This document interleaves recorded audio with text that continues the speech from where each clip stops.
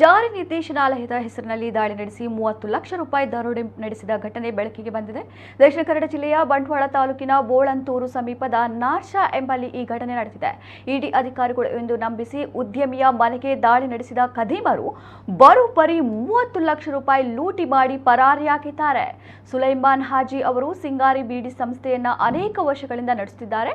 ತಡರಾತ್ರಿ ಅವರ ಮನೆಗೆ ತಮಿಳುನಾಡು ಮೂಲದ ಕಾರಿನಲ್ಲಿ ಆಗಮಿಸಿದ ತಂಡ ನಾವು ಇಡಿ ಅಧಿಕಾರಿಗಳು ಎಂದು ನಂಬಿಸಿ ಸುಮಾರು 2 ಗಂಟೆಗಳವರೆಗೆ ತನಿಖೆ ನಡೆಸಿ ಮನೆಯಲ್ಲಿದ್ದ ಸುಮಾರು 30 ಲಕ್ಷ ರೂಪಾಯಿಗಳನ್ನು ದೋಚಿ ಪರಾರಿಯಾಗಿದ್ದಾರೆ.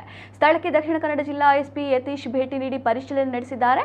ವಿಟ್ಲ ಪೊಲೀಸ್ ಠಾಣೆಯಲ್ಲಿ ದರೋಡೆ ಪ್ರಕರಣಕ್ಕೆ ಸಂಬಂಧಿಸಿ ಪ್ರಕರಣ ದಾಖಲು ಮಾಡಲಾಗಿದ್ದು ತನಿಖೆ ನಡೆಯುತ್ತಿದೆ.